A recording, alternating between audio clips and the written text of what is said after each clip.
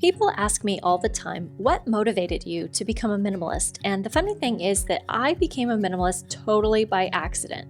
And yet here I am, almost 7 years after embarking upon my life-changing decluttering journey. And not only did I conquer 30 years of clutter, but now I also have the honor and privilege of inspiring and teaching others how to do the same. And now, 3 years after sharing my very first video on YouTube, our YouTube family has grown to over 200,000 members. So I thought that today it might be fun to answer some of your toughest, funniest, and most personal questions about me, my family, our finances, and what my biggest regret is after decluttering 95% of our stuff. Just in case you're new around here, my name is Marissa and I'm a recovered emotional hoarder turned minimalist mom, and I am on a mission to help you conquer your clutter and simplify your way to a life you love. Let's dive in. Hey, so this is a little bit embarrassing, but I actually answered a question already and then I deleted all of the footage from that. I know I don't deserve to be a YouTuber with 200,000 followers. We're not worthy! But I did want to answer this question because I felt like it's such a good question and it's really where my YouTube journey all started. So the question was, were you ever afraid to upload on YouTube? And if so, what gave you the courage to go through with it? Oh my goodness, yes, I was so afraid, and I still get afraid sometimes when I'm uploading new YouTube videos because I'm more of an introvert. I'm an INFJ. And so for me, it's not really like natural to be sitting down and chatting with people about some very deep and very emotional things like we do on this YouTube channel. So just to give you a better idea of how I used to be in terms of like speaking in public, I had to take a class called Communications 101 when I was in college, and for the first day of our Com 101 class, the teacher asked each of us to go to the front and introduce ourselves and just like say our names, our age, what our majors were, and a few interesting facts about us. And I was so scared. I went to the front of the class and I started speaking, and I was so afraid that my face started spasming, and it was so bad that I actually had to stop talking and breathe a little bit. The professor was seated way in the back, so she couldn't really see what was going on with like my face, but later when she was giving us feedback, she was saying how I had stopped speaking and marked me down for that. And I told her, yes, professor, I had to stop speaking because literally I was having facial spasms because I'm so terrified. So I never actually intended to start a YouTube channel in the first place. What I was doing was I was recording some videos of decluttering with the idea that I might put them on my small blog, which is why you see me sharing the same clips from past declutters over and over again, because I literally don't have any other footage from back then. But then right at the end of our decluttering journey, Marie Kondo's Netflix show, Tidying Up with Marie Kondo, came out. And as I was watching that show for the first time ever, I saw someone that I felt like resonated with me. It was a widow who had lost her husband, and so she was trying to declutter the items that he had left behind. So that was the first time that I ever saw someone whose story came close to what I had experienced with losing my family and accumulating all of the clutter over the years. And seeing her talk about her story and decluttering all of that stuff helped me so much. And I thought, if her story helps me so much, maybe my story can help someone else out there. So that was really the impetus for me to start my YouTube channel. And it really gave me a new sense of purpose and meaning to my life. It wouldn't be an Ages in Life video if I didn't get emotional, right guys? On to the regular content. Do people recognize you on the street? No, I have never been recognized on the street, at least not that I know of, but my husband did get recognized on the street once, and I wonder, is it just maybe that he's more recognizable and I have one of those faces where everyone thinks that I look like someone that they know? Like I get a lot of comments that I look like Melissa Joan Hart. So I think I just have one of those faces that is not very recognizable. I'm sure it's also a contributing factor that we live in Germany, and most people who live around me are probably searching for videos in the German language versus English. So that probably also contributes to me not being so recognizable or popular here. How did you choose your children's names? They're so unique. So actually, I've never shared my children's real name on my YouTube channel. I call my children by their Chinese endearments. So 哥哥 means older brother in Chinese, and then 弟弟 means little brother in Chinese. So when I talk about them on this YouTube channel, I'll either call them older brother or younger brother, or I'll call them by their Chinese endearments, 哥哥弟弟. Do you have any hidden talents? So I'm pretty good at moonwalking, and I've showed off my moonwalking a couple times on this channel, and then actually I can do something that 90% of other people can't do. Come here and get close, I'll show you. That's my little hidden talent that only 10% of people can do apparently. Next question is, would you ever consider living in a tiny house? So I'm gonna share an unpopular minimalism opinion here, and that is that I don't think that the size of your house matters at all in terms of minimalism. And I know that a lot of people associate minimalism with tiny houses, but I personally, right now at this moment, would never choose to live in a tiny house. And I think that it's important to remember that for everyone, size is relative. So like I grew up in a home that was just under 4,000 square feet, and we had 4 acres of land. And one of my relatives even still lives on the farm that my great-grandparents built when they immigrated from Hungary. In fact, I would be much more likely to choose a larger house versus a smaller house. And especially because we live in the city and we don't have a yard, that means that it's really good to have more space inside of our home for the boys to like run around and play. But I wouldn't rule it out when my husband and I are empty nesters. And in fact, I've always dreamed of like moving somewhere to be close to the beach. So I could possibly see myself one day in like a small apartment next to the ocean. Like I could see that possibly. I can't see myself like moving off the grid and living in a tiny cabin in the middle of the forest. That's definitely not on my goal list. Do you have trouble making adult friends as a minimalist? I don't necessarily advertise with the people that I meet that we are a minimalist family. I think that most people, when they come to our home, they just think it's like really clean and nice and well lit. And we definitely get comments about that. It's not something where I just come out and say like, hey, we're a minimalist family. You should come and be minimalist too. Even though I really feel like everyone can benefit from minimalism and decluttering. I have trouble making adult friends at all, let alone as a minimalist. I actually talked about this specifically recently in my video on 20 lessons that I've learned in 40 years, which I will link up here and down in the description box below for you to check out if you're interested to hear more on my thoughts about that. The next question that I've been asked a lot recently is, did your husband get a new job? So for those of you who don't know, a little bit over a year ago, my husband lost his job because their company was acquired by a bigger company, and so his job was made irrelevant because they already had someone to fill that role. So my husband did get a new job last year, and it's with a US company, and they're fine with him working remotely. So that's been great because he can stay home and work from home and be around here with us. But the challenge is that they are on different time zones. So sometimes that does mean that he has to stay up later in the evening to have meetings and things like that. But so far, he's really enjoying it. What do you like to do for exercise? So I actually don't like exercising, and I used to be a very athletic person, but I think the problem is that I was always on sports teams through like elementary school, middle school, and then high school. And then once I was on my own, I have a lot of trouble self-motivating.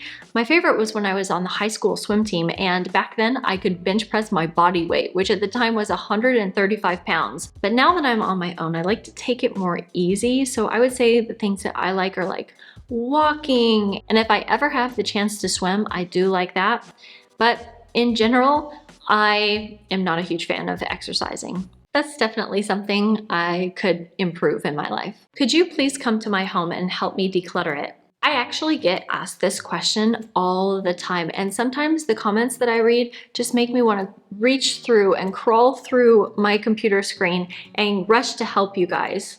And I've gotten a few requests for one-on-one coaching, but it's something that's tough because most of the requests come for people in US time zones, and they're either sleeping or at work when I'm free, or I'm headed to bed when they are available. And when I started looking at the rates as to what professional decluttering coaches and organizers cost, I thought there has to be a better way for me to help like a lot of people that would still be affordable to them. And then it hit me, Marissa, you love taking courses. Why don't you make your own course? So if you have ever wished that I could come into your home and help you declutter it, I've got good news for you. I'm happy to announce that I recently created a decluttering course called Clutter GPS, and this was an exclusive offer that I shared only with my private email list, and I only opened enough seats for 100 people to sign up for the first round. And it's been so rewarding to watch as everyone in the course has made huge leaps in their decluttering. I'm not sure when I'm going to open this course back up again, but if this sounds like something that you're interested in,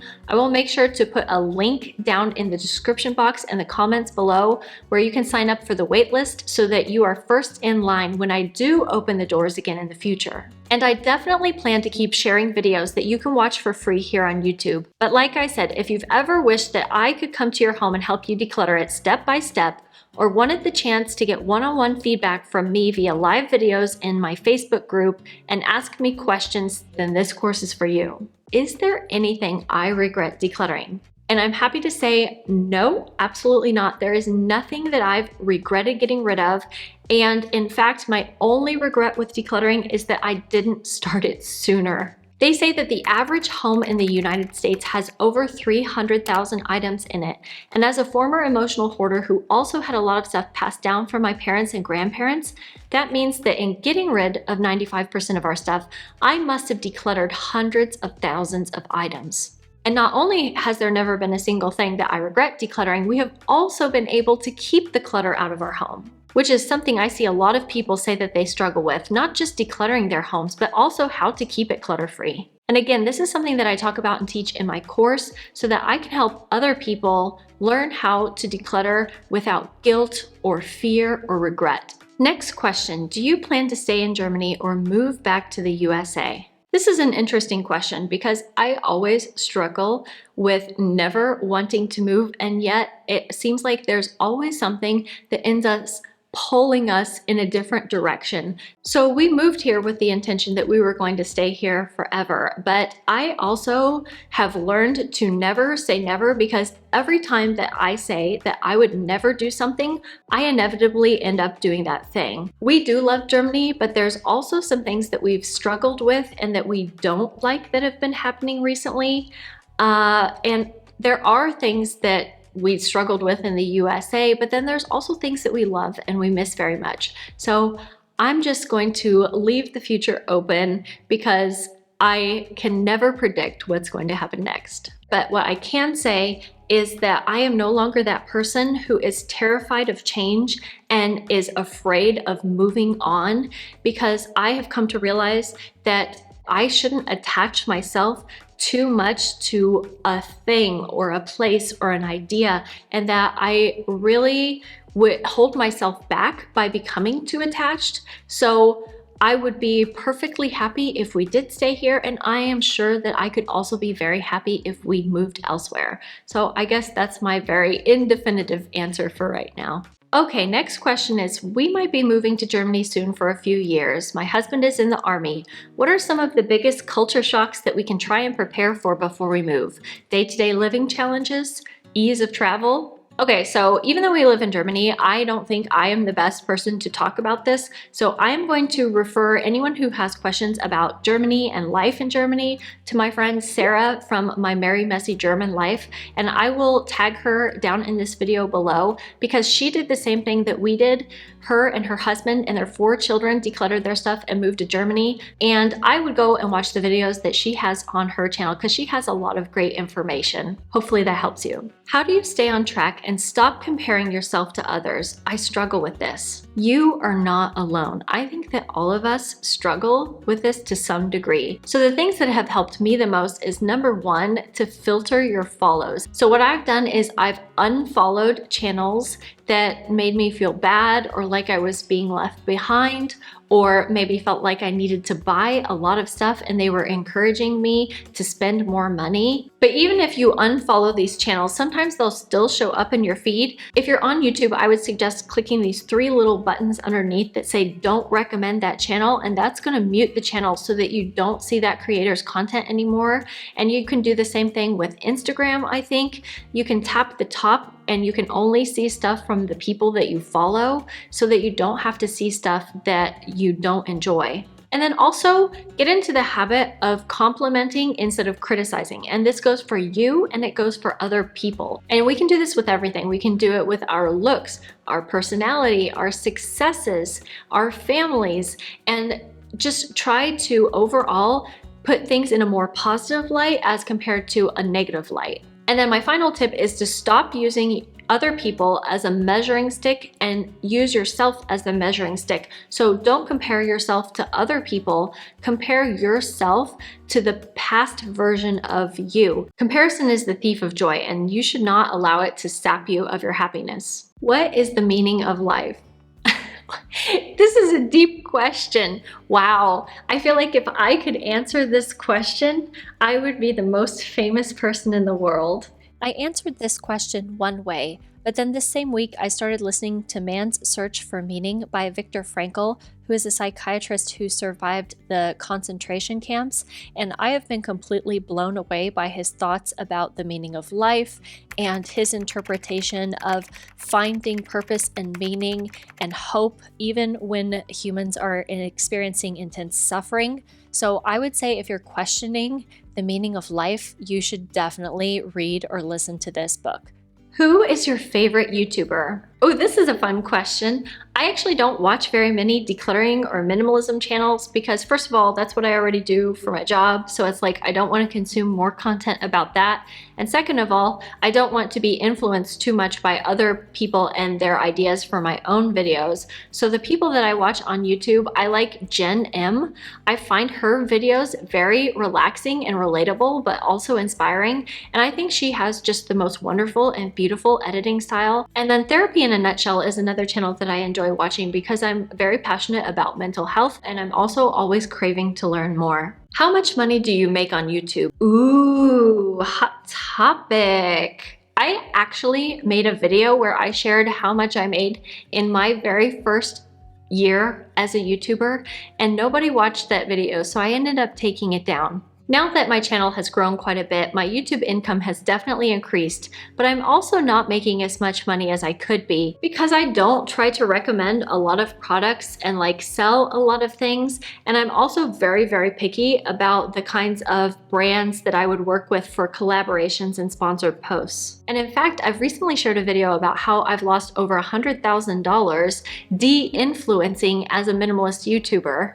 And the funny thing is I actually do get people who ask me things like, when are you going to write a book? Or when are you going to make some merch? And I can say that I'm pretty certain that I will never make any merchandise like coffee cups or hats or sweatshirts. But if you ever do want to support me as a creator here on YouTube, I did enable the Super Thanks feature, which lets creators like me earn revenue and connect with viewers who want to show extra gratitude for the content that we put out. Of course, if you want to support me for free, there's always the option of going down to hit the little red subscribe button and ringing the notification bell to turn on all notifications so that you can join me every week for the videos that I share here on my YouTube channel. I do so appreciate your likes, comments, and subscribes. Are you watching any anime besides Studio Ghibli? So anime is my husband and I's favorite thing to watch, and we recently rewatched for the second time Kimetsu no Yaiba, which is Demon Slayer. But if we're watching Netflix in the evening, there's a good chance that it's anime. What kinds of film and editing equipment do you use? So I have always used Canon. The camera that I'm using right now is a Canon. I started with a really old Canon that like didn't even have autofocus, and then I upgraded later to the Canon that I have now. I have a Gosh, I'm so bad with equipment, like I can't even think of the names. I have a shotgun mic on top. I have a lens that kind of like focuses nicely on the face and blurs the background a little bit. I just had to buy a new tripod because my last tripod broke. So I'll make sure to put links to all of the equipment that I use for my videos down in the description box below so you can check it out if there's anything that you're looking for. And I do use Final Cut Pro to edit my videos. Some people use Adobe, some people use DaVinci. I first started editing my videos with iMovie, which comes installed for free on Apple products. And for me to transition between iMovie to Final Cut Pro was really, really easy. So that's what I like to do, and that's what I've stuck with. What does a day of normal food look like for you? Can you do a what I eat in a day video? Yes, I absolutely can and will be doing this soon. And actually, this was something that I proposed at the beginning of the year because I have a goal to learn to make my own sushi. And my brother-in-law is a sushi chef. And so he's probably going to come and help me make sushi one day, and I want to do a video on that. I make things like chicken parmesan from scratch, homemade pizza, I make chili, but then I also cook a lot of Asian foods, like I might make bulgogi, or I might make onigiri with leftover salmon and mayo. So it just really depends on the day and how we feel, what we feel like eating that day. Would you ever consider doing vlogs? Sometimes I think about this and I think it might be fun to start a second vlog channel, but then I already feel like I have a lot on my plate with my YouTube channel, and I have a blog that goes along with it, and I barely post on Instagram. So unless I hired video editors to help me out, I don't think that I could handle it, but I'm not ruling it out as a possibility in the future. Would you guys watch vlogs from me? What kind of vlogs would you want to watch? Leave me a comment below and let me know. What advice can you give to someone who wants to be an influencer like you? Okay, so if you want to start a YouTube channel yourself, the first bit of advice that I would give to you is to start watching your favorites with a more critical eye. Start breaking down exactly what they are doing in terms of their editing. Are they using a background color with a piece of tape overlaid on a picture? Are they putting camcorders over to make it look like they're filming it with a handheld camera? Are they using certain sounds when they transition from one scene to another, like a whoosh or a swoosh? And like if they have any pop-ups, how do those look and what sound do they make? So start consuming content that you see with a critical eye and think about how you can use those in your own videos. I would also say that you need to accept that progress can be very, very slow, and it's not always linear. It took me a really, really long time to even get my first 1,000 subscribers. And then once I hit the 1,000 subscribers mark, then that next year, I started off with like 3,000 subscribers, and within 1 year, I grew to 100,000 followers in 1 year. So it took me 1 year to get 1,000, and then the next year I got 100,000, and that is just insane. There's going to be ups and downs, but you need to love what you do enough that you can ride those ups and downs and be okay with still putting out things even when it feels like people aren't watching it or as interested. Whenever I feel like I'm falling behind or things aren't doing too well, I just read the comments from people where they say that I changed their lives, or I helped them declutter, or they're feeling so much better. And that just helps me really feel content with what I'm doing. And I would say don't focus on the numbers and the results, focus on the process. Also, don't be afraid to invest in yourself once you achieve certain milestones or you want to level up to the next level. I made it a goal when I hit 1,000 followers, I was going to get a Skillshare video on how to edit better. So I went and I signed up for Skillshare, and I took Ali Abdaal's editing class on how to edit with Final Cut Pro. And then that resulted in me being able to get to the 4,000 watch hours that I needed to monetize. And once I had that money coming in, then I invested and I bought the new camera and the new lens that you see here. So that took my video to the next level. So I would say don't be afraid to like look at how you can invest in yourself, and it doesn't have to cost a lot of money. Maybe even just investing an hour a day to watch free YouTube videos on how to edit better, but invest in yourself and your knowledge. And then once you are making some money, reinvest some of that money into growing yourself and your YouTube channel. And I actually did make a video on how I made a vision board, and I set the goal for myself of hitting 100,000 followers on YouTube. So if you're interested to hear more about the process, what I did, what helped me, make sure to go check out this video, or I'll see you next week. Until then, take care. Bye-bye.